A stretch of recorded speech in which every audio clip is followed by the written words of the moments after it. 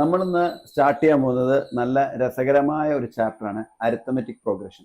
ആകെ 2-3 ഫോർമുലാസ് അറിഞ്ഞാൽ നമുക്ക് ഈ ചാപ്റ്റർ നമ്മൾ ഡോമിനേറ്റ് ആവും. ചാപ്റ്ററിന്റെ പേര് അരിത്തമെറ്റിക് പ്രോഗ്രഷൻ. ഇത് ഷോർട്ടായിട്ട് AP എന്നാണ് വിളിക്കുക. 2 എന്ന് പറഞ്ഞൊരു നമ്പർ എഴുതി, 7 എഴുതി, 12 എഴുതി. അപ്പൊ നിങ്ങൾക്ക് തന്നെ മനസ്സിലാവുണ്ടാവും എന്തോ ഒരു നമ്പർ കൂടി പോകേണ്ടതെന്ന്. മറ്റേതല്ല, കൂടുന്ന 5 ആണ്.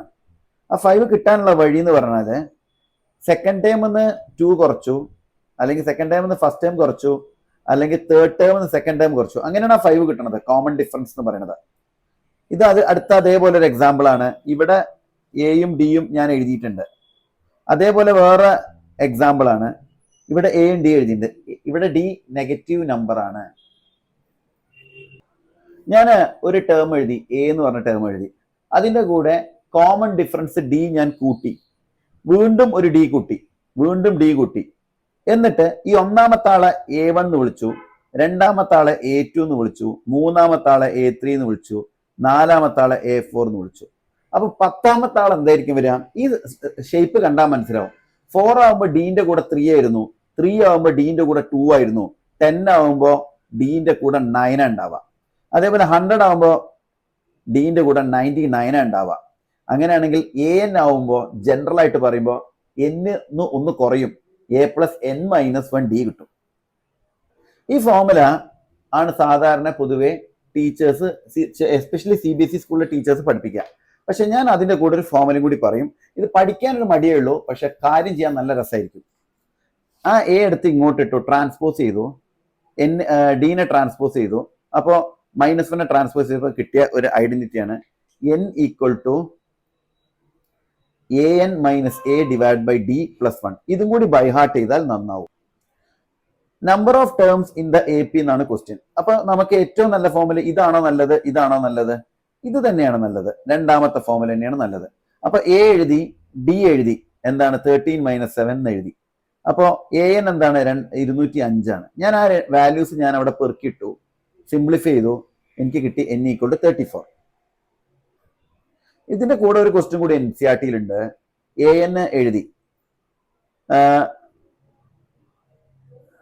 A = ഇവിടെ 18 ആണ് രണ്ടാമത്തെ പാർട്ടിൽ. D = 15 1/2 - 18 എന്ന് പറഞ്ഞാൽ ഞാൻ 15.5 - 18 എന്നാണ് ഉപയോഗിക്കുക, -2.5.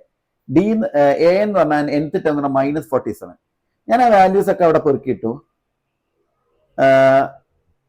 അടുത്ത സ്റ്റെപ്പിൽ 650/25 കട്ട് ചെയ്ത് പോയപ്പോൾ 130/5, വീണ്ടും കട്ട് ചെയ്തപ്പോൾ എനിക്ക് ആൻസർ 65 കിട്ടി.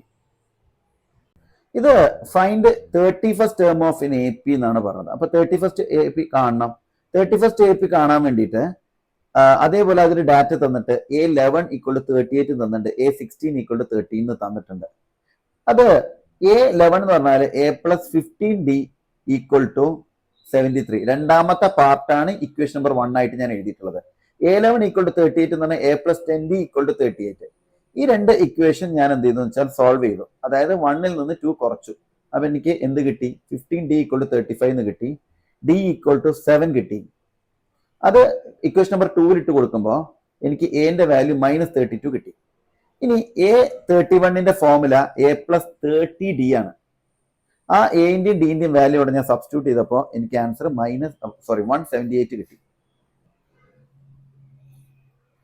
17th term കൂടുതലാണത്രേ 10th ടേമിനെക്കാട്ടും.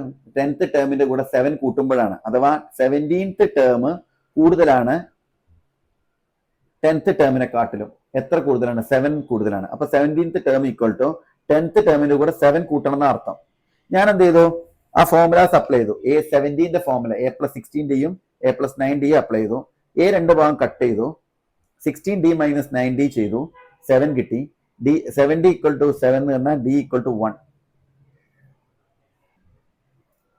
വേറെ ക്വസ്റ്റ്യൻ ആണ്, which term of N AP 3, 11, 27 etc. will 132 more than 154? അപ്പൊ നമുക്ക് AN D = എഴുതാൻ പറ്റും. നമുക്ക് 15 - 3/2 എന്ന് എഴുതാൻ പറ്റും. AN 132 plus A54. കാരണം A54ന്റെ കൂടെ 132 കൂട്ടിയാലാണ് AN എന്ന് പറഞ്ഞത് നമ്മൾ. അങ്ങനെയാണെങ്കിൽ അത് ഞാൻ വാല്യൂസ് എക്സ്പാൻഡ് ചെയ്തു. AN-ന്റെയും A54-ന്റെയും വാല്യൂ കൊടുത്തു. അതിൽ നമുക്ക് രണ്ട് സൈഡിൽ നിന്നും A കട്ട് ചെയ്യാം. A പോയപ്പോ തന്നെ സമാധാനമാണ്, വലിപ്പം കുറഞ്ഞല്ലോ.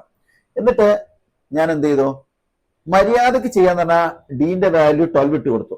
ശരിക്കും മര്യാദയ്ക്ക് എന്ന് പറഞ്ഞത് മൾട്ടിപ്ലൈ ചെയ്തിട്ടാണ് ചെയ്യേണ്ടത്. പക്ഷെ ഞാൻ എന്താ വെച്ചാൽ 132 ഞാൻ 11 × 12 ചെയ്തു. അപ്പൊ നോക്ക്, എല്ലാത്തിലും 12 ഉണ്ട്. നിങ്ങൾക്ക് ട്രഡീഷണൽ മെത്തേഡിൽ ചെയ്യാം, ഇതൊരു ട്രിക്കി മെത്തേഡാ.